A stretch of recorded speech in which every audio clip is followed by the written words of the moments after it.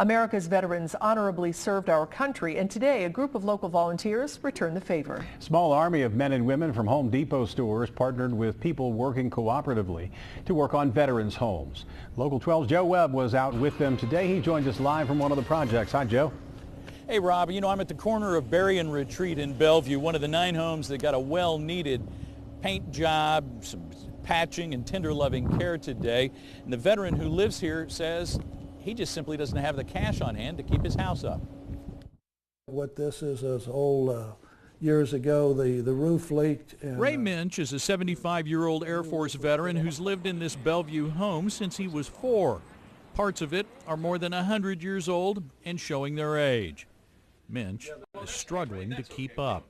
You know, I'm just on a fixed Social Security income, and I spent as much money as I had and was able to spend to have things like the siding painted. So he reached out to the nonprofit People Working Cooperatively.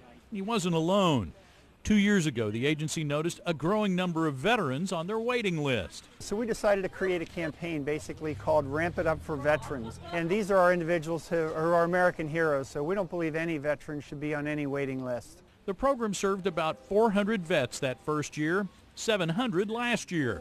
Today, 75 volunteers were at 9 different locations across the tri-state working on gutters, caulking to seal leaks, painting, a whole lot of painting.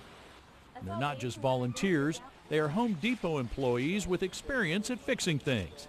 It's just a piece of what we do. We love to get out here and help the people in the community. They think they've sealed the leaks plaguing Ray Muench's home. They will be back in September to do follow-up work, not cosmetics, work to make the house safe and make Ray independent. And he's grateful.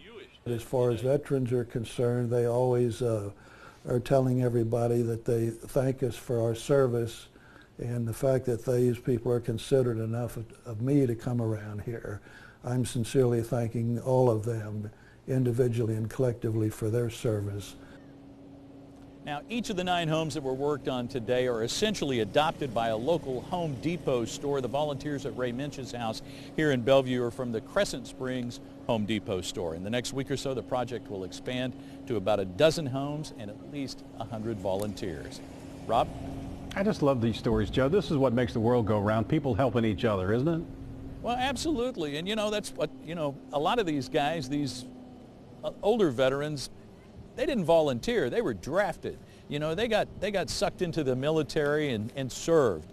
And so for a bunch of volunteers to come in and help those guys out and pay them back, it's just a nice thing. And it's nice to do nice stories like that. It really is, Joe. Thanks very much. I appreciate it. For the last 39 years, People Working Cooperatively has given low-income homeowners the help they need to try to stay in their home and be independent.